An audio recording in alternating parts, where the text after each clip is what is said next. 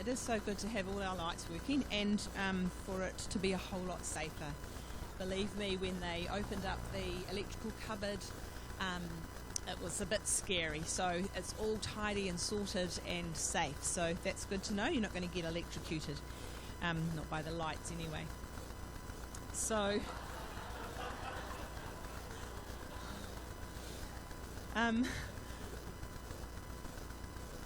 today we're going to go back over the questionnaire that we filled out last week, and it was funny that you said that, Nicola, because I could tell which was your, no, you had lots of writing. Even though you only had a short amount of time to answer, you still had probably just about the most writing. And the thing is, because for years and years and years I've been doing the Easter letters, I actually do know your handwriting. So for all of you who didn't put your name on, which was just about everybody, I still know who wrote what. So you think you were anonymous, but you actually weren't. But I'm not going to tell anybody what you said. It was so great to read the questionnaires, though. And if you weren't here last week and you'd still like to fill out the questionnaire, then you can see me after the service. And you can always listen to the message online so that you get the gist of what was going on. So I'm just going to have a look at a few of the questions and share some of my answers. And I also want to share with you briefly what I've done with our vision ahead of the Kaitiaki Hui that we're having next Saturday. So William and I attended a conference last year about strategic planning, and this was something that I decided we just needed to have a quick look at and a quick tidy up. So I think Joe's putting that up. So our statement of mission, our vision.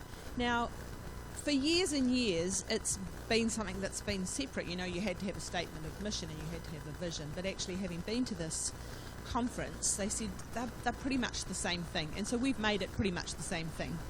So our vision is to know God and to make him known. Now, that's been our vision since before Roger and I came here. So that will be 20 years this year. To know God and to make him known. Now, the thing that we discussed was, as elders, is how do we make him known? And we needed to make this easy to explain. So we have got whanaungatanga, which means caring for each other, manaakitanga, caring for our community, and kaitiakitanga, which means caring for our earth. The thing with te reo, the Māori language, is that it is so much bigger than English. And so even though whanaungatanga means caring for each other, it means so much more than that. It really means getting alongside each other, being part of a family, because it says the first part of that is whānau, and we always promote that. We are whānau together. And the same with the others. And we'll go into that a little bit more after we've had our hui. So I just wanted a scripture that was going to cover all of that. And I think that Mark 12:30-31, love the Lord your God with all your heart and with all your soul and with all your mind and with all your strength. That covers the to know God. And the make him known part is love your neighbour as yourself. There is no greater commandment than these.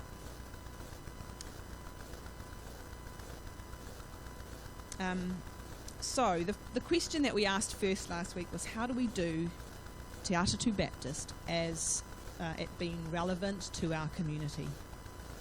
So our community is very unique.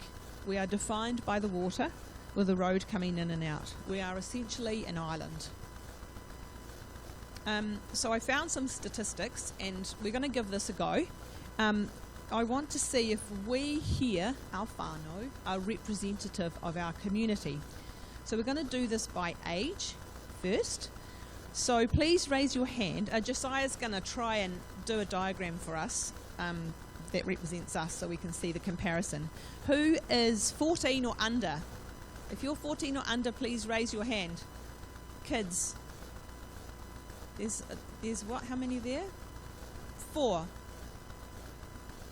Cool. Okay, so who is in the 15 to 29 bracket? You have to raise your hands really high because Josiah's counting. Don't be afraid. You guys should be the most proud, really. Did you get them all? Okay. Who is in the 30 to the 49 group? Yeah, there's not that many of you, to be honest. He's not. Oh, yeah. Okay, he is.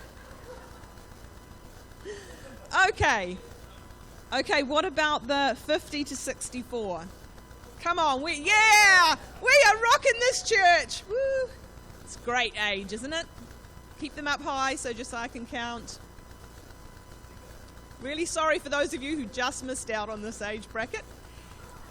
And you guys will understand what it's like when you have to fill in a form and you've got to put your year and you have to scroll and scroll and scroll back. You got us all? Okay, 65 and over.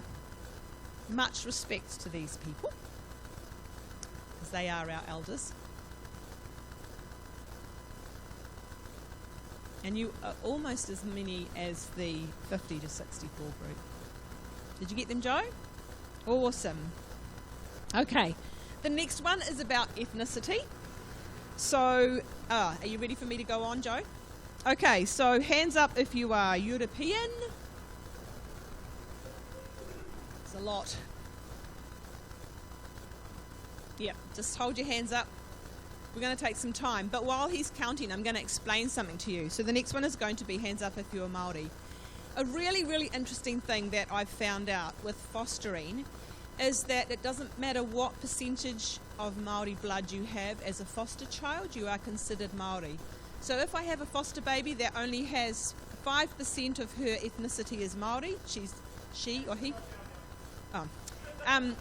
they are considered Māori children. So if for some, say Josephine was quarter Māori and the rest Pākehā, she's still considered a Māori child. And if she was only 5% and then she was 95% Asian, she's still considered a Māori child and she has to go to a Māori family. So when you're hearing a whole lot of statistics coming on the news, keep that in the back of your mind because that's really important to know. Okay, so who has Māori in them? Lucky people. I wish I had some, even just the 0.25%, but no, I don't. All right, did you get those, everybody? Asian.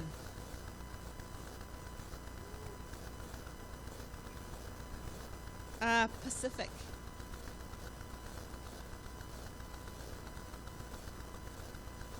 Apparently that's the Pacific place over there. Everybody's Pacific sitting on that side of the church. Okay, this is one, it's called Mila. Have anybody heard of that? Neither. I had to Google it. So this is Middle Eastern, Latin American or African. Nobody? If Manuela was here, see, we would have had one. Jonas is away. Let's count them anyway, eh? Yeah, just because they are, and yeah, we're going to count them. And then there's an other. Now, I'm really interested to know if anybody thinks they're an other. Yeah, said Manuela. I don't know, what would other be? Does anybody have any ideas? Australian. I thought American because I thought they probably deserve their own spot. Anyway, so Josiah's going to kind of come back to us with a bit of a comparison. Have you got that? Oh, he's got it already, man. Okay. Yeah, so go with the age one first.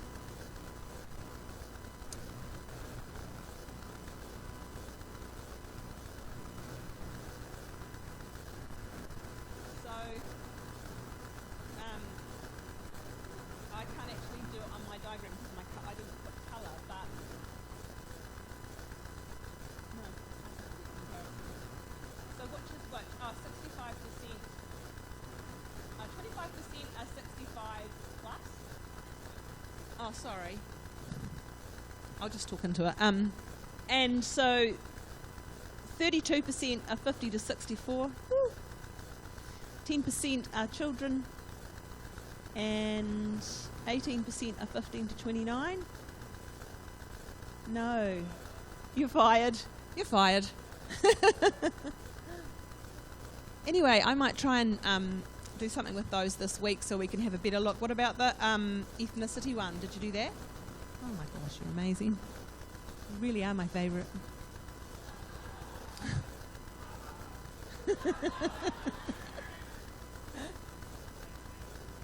Interesting. Do you see the big difference here? Right, so 58% European in our community. What is it on your one? 72%. We're a little bit overrepresented in this church. Please don't leave because of that.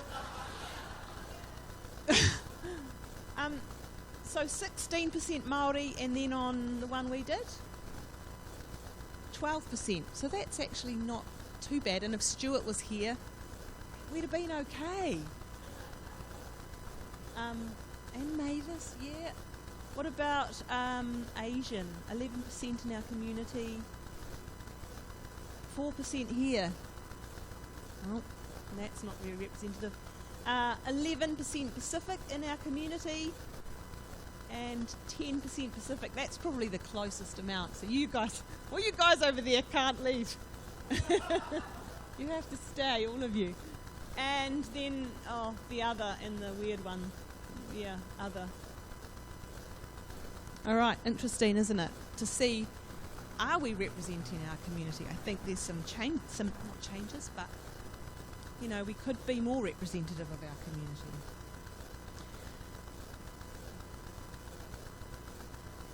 Yeah, that's true. It would. And perhaps if we did this, not on a holiday weekend, it might look different. But so one other thing I just want you to do, I want you to raise your hand if you live on the peninsula.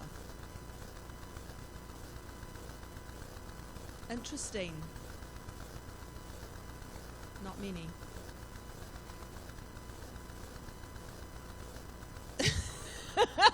No, they absolutely count. So the reality is that our community is actually quite far-reaching. I'm not sure whether it's Holly or the Newtons who live the furthest away. Holly, what's your suburb? Oh, I think she wins. I think she beats you. You can come and get a chocolate if you want, Holly. Because I think it was you. I think it was you who put that we needed more crunchies in the... Was that you? Yeah, see? I told you I could recognise your handwriting. But many of us don't live within walking distance to the meeting place, and that's okay because our community is where you live. You could walk that distance. Our community on the peninsula has a great community spirit. We have great community events. The Peninsula Facebook page, while often boring and sometimes aggressive, is full of community stuff, from missing dogs, missing nutcrackers, cars needing a jump start, dates of school terms, reasons for the police helicopter to be up, which is a daily occurrence. Yesterday it was up for hours and hours and hours, to just about anything to do with being a neighbourhood. So here are some of the issues that are facing our community. Poverty, traffic, suicide, loneliness, car and car content theft, that's a big one, and missing cats. So through our Pātaka Kai and Baking for Schools, we are relevant to the poor in our community. Through our care centre, mainly music and youth group, we are relevant to the loneliness in our community. I've been talking with Aaron Hendry. Who here knows Aaron Hendry? Just the homeschoolers.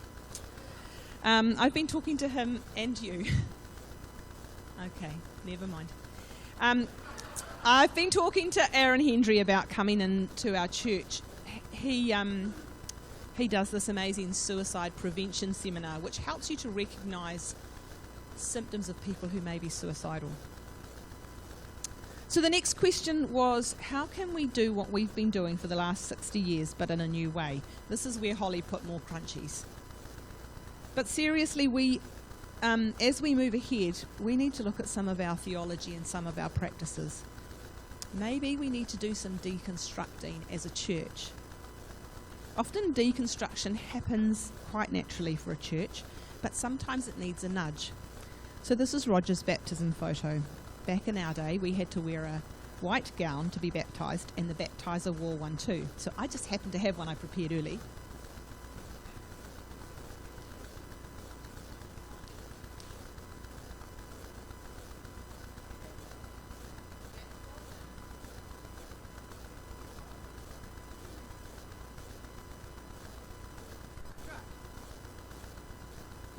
Zip it up.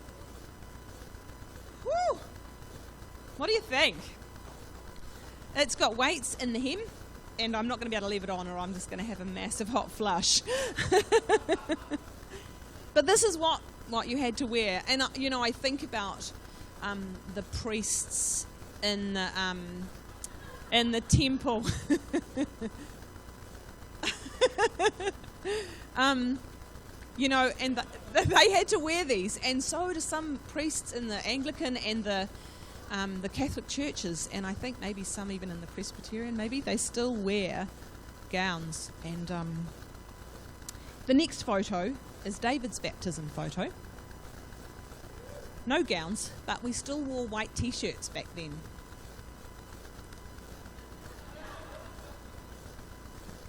The next one is Lisa's baptism photo.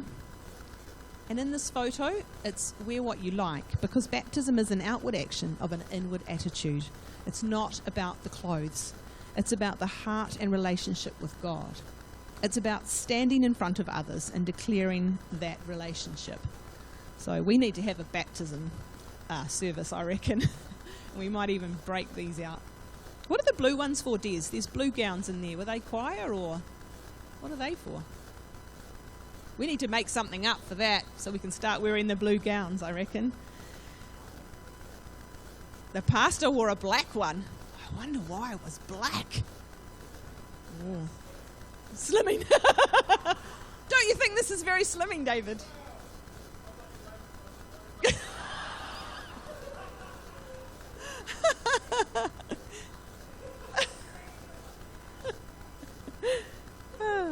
Oh dear. Okay, come on. I think we need to simplify being a follower of Jesus. I bought a Bible for a friend who is really struggling. He had walked away from God at a very young age, and after many years apart, he had turned back to God. We had many discussions about the loving God that I know, that I love, and that I follow, in comparison to the harsh, judgmental God that he was brought up with. Every time he tried to read the Bible, he remembered that harsh God that his grandmother had brought him up knowing. The harsh, condemning God that he had walked away from. When he was reading the Bible, he could hear it in his grandmother's voice. The Bible I've bought him is a red letter Bible, where the words of Jesus are in red. I've told him, just read the words of Jesus. That is enough. I've told him to read it with the lens of love. And David, you're going to have to take another photo. Seriously though, are these love glasses or what? God's glasses. Sometimes we need to change our glasses when we're reading the Word of God. I can't actually preach with these on, I won't be able to see.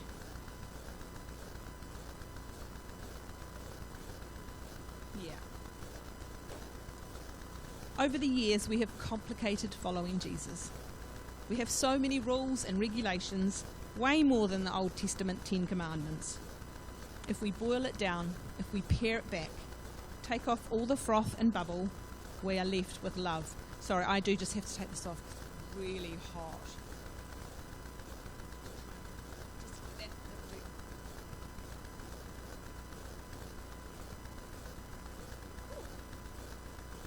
All right, so I'm going to read you from Matthew 22. This is from the Message. When the Pharisees heard how he had bested the Sadducees, they gathered their forces for an assault. One of their religion scholars spoke for them, posing a question they hoped would show him up. "Teacher, what command in God's law is the most important?" Jesus said, "Love the Lord your God with all your passion and prayer and intelligence. This is the most important, the first on any list. But there is a second to set alongside it. Love others as well as you love yourself. These two commands are pegs. Everything in God's law and the prophets hangs from them." Then, excuse me, Mark, I haven't written the chapter. Yeah, thank you. "A teacher of the law was there who heard the discussion. He saw that Jesus had given the Sadducees a good answer. So he came to him with a question, 'Which commandment is the most important of all?' Jesus replied, 'The most important one is this. Listen, Israel, the Lord our God is the only Lord. Love the Lord your God with all your heart, with all your soul, and with all your mind, and with all your strength. The second most important commandment is this. Love your neighbour as you love yourself. There is no other commandment more important than these two.'" Luke 11 says, "Just then a religious scholar stood up with a question to test Jesus. 'Teacher, what do I need to do to get eternal life?' Jesus answered, 'What is written in God's law? How do you interpret it?' He said, 'That you love the Lord your God with all your passion and prayer and muscle and intelligence, and that you love your neighbour as well as you do yourself.' Good answer," said Jesus. "Do it and you'll live." Looking for a loophole, he asked, "And just how would you define your neighbour?" We're not going to go into that today. So this is the next picture is the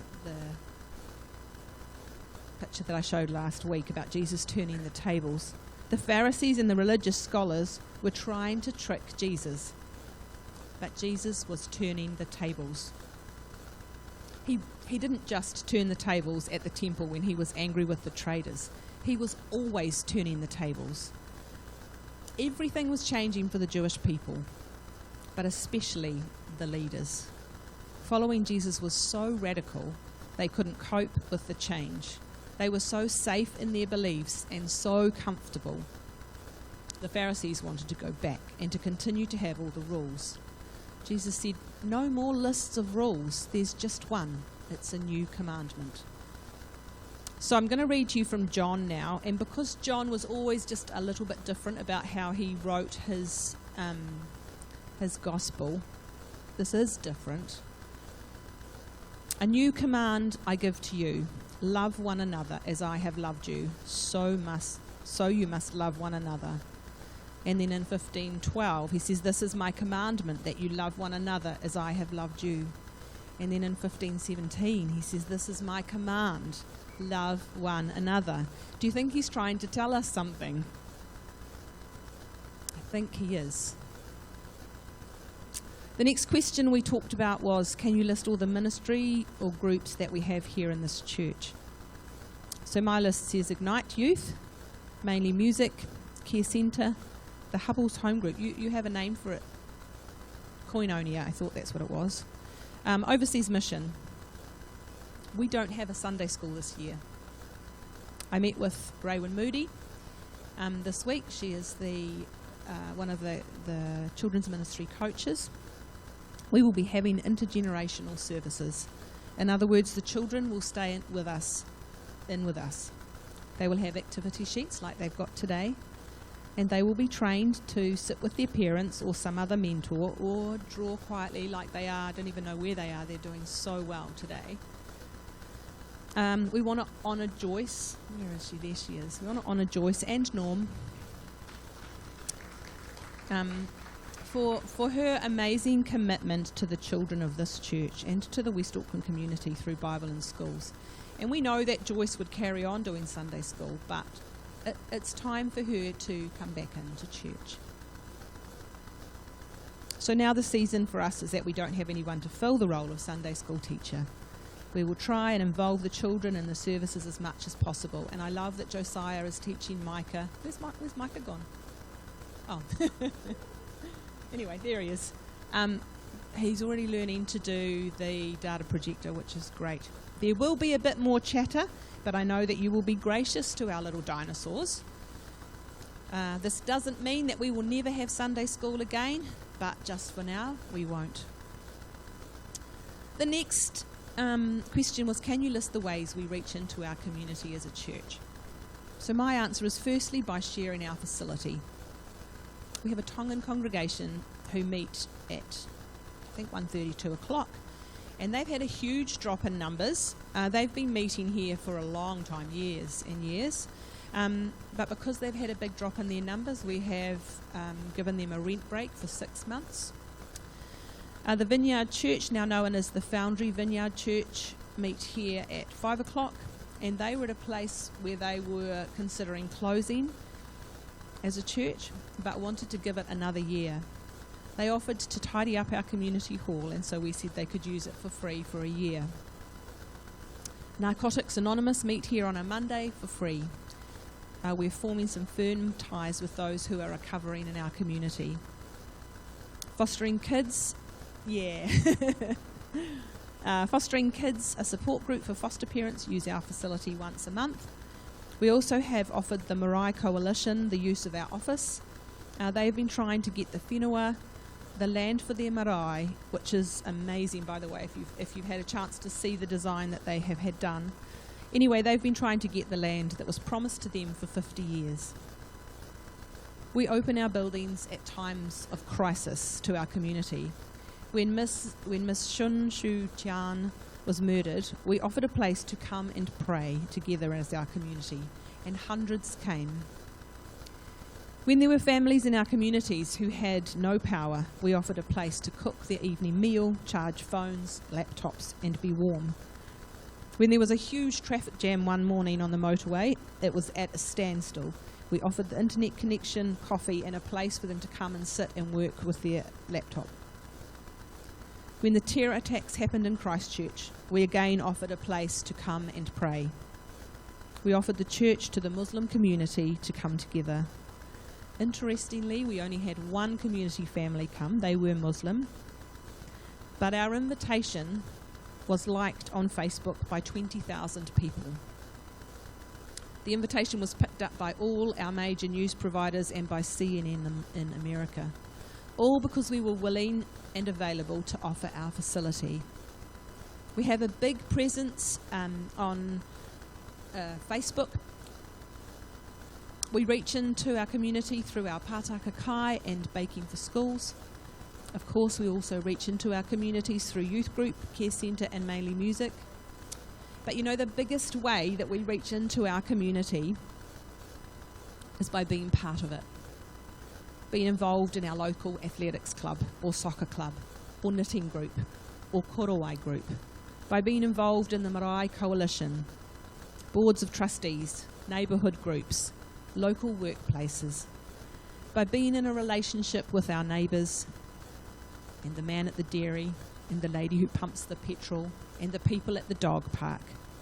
Our personal relationships are the very best way that we can reach into our community with the love of God. The next question is, how do you think this church will grow? Joe, can you put that next cartoon up? Can you see what that says?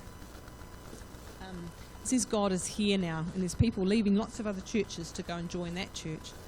I don't want us to take people from other churches. I want us to gather up the people who are not going to church, people who have been hurt and disillusioned, whether real or perceived by other churches or other pastors, by this church or by this pastor. In our humanness, it is our humanness that often draws people away from church, as well as it's often our humanness that draws them to church. We are God's hands and feet, but man, we can stuff it up for him sometimes. Not on purpose, of course, but when we are God's representatives, sometimes we just have to look sideways and we offend people. When I married Roger, I was going to be the best pastor's wife, giving my time to those who needed a cuppa, showing God's infallible love and grace to people in our church, protecting the vulnerable, soothing the wounded, and I was never going to hurt anyone. I have not succeeded. I would never hurt anyone on purpose, but I have. There are many people who are wandering without a spiritual home. Maybe they can come and learn to trust God and to understand that God will never leave them or let them down. Maybe they can come and deconstruct with some of us. Maybe they can come and know that here they will be loved and accepted, even if they are different. There were many great suggestions in your answers, many valid. Yes, we need to pray, and yes, we need people coming to a relationship with God. We need to learn to love unconditionally. There is a phrase, love the sinner and hate the sin. It is not found anywhere in the Bible. In no place in the Bible are we told to love the sinners. We are told to love our neighbours. This gives a much better picture of someone we stand beside, not above. Because believing that we have to love the sinner puts us in a different headspace. Love the sinner makes us sound better than them. It makes us sound proud. I hurt my finger mid-October. I jammed it in the bathroom door. The very same bathroom door that I've walked out for 19 years and never jammed. Don't know how that happened. It hurt. I split it in 3 places and broke the bone. I had to have it dressed for 6 weeks, and it had appeared to pretty much be healed. The wound under the nail did not heal though. So I have ended up with something called proud flesh. So the nurses above who are out there, you'll know what proud flesh is. I'm having to have it redressed again every day, and they are putting silver nitrate on it to help it to shrink back. So I asked the nurse what proud flesh was. She said, proud flesh is my body layering. It's when repairing flesh stands up. It's overcompensating for something. So it's in a place where it's not meant to be, doing something that it's not meant to do. So they call it proud. I don't think we were ever meant to love the sinner and hate the sin. Jordan Robert McGill tweeted, love the sinner and hate the sin? How about love the sinner as yourself? Love the sinner and mind your own sin. Or love the sinner, love the sinner. The statement, love the sinner and hate the sin, is usually used to condemn people in the LGBTQ community or people who have had sex outside of marriage. I've never heard it used towards someone who is a gossip or a glutton or proud. So I think we should put that whole statement into the things Jesus' followers should not say category and replace it with love your neighbour. That's it. Just love your neighbour. You see the verse, love the Lord your God with all your soul and mind and strength and love your neighbour as you love yourself, doesn't have any exemptions or exceptions. It just says to love. And believe me, if we can grasp that, when we can put away some of the things that we've learned from that saying to love the sinner and hate the sin, our relationship with God becomes so much simpler. I think we may need to take some silver nitrate to some of our proud flesh, our proud assumptions, and see if we can stand them down. And it hurts to do that. My finger is black on the end, but it will be worth it when it's fixed. It will stop causing pain. We have a great adventure ahead of us. We want to be radical and wise. We want to be loving. We want to know God, and we want to make him known. Today we will take communion as we're worshipping. But I just want to pray for that before the musicians come. Thank you, Jesus, for loving us in all our brokenness and sin and hurt, in all our failures and trials. Thank you for turning the tables over, for not leaving us in the same place all the time. Thank you, Jesus, for not being scared to rock the boat, and thank you for helping us to step out of the boat. Thank you for going to the cross, making the ultimate sacrifice and giving your all for our salvation. Thank you today for the bread and the wine that represent and remind us of your body and your blood, broken and shed. Amen.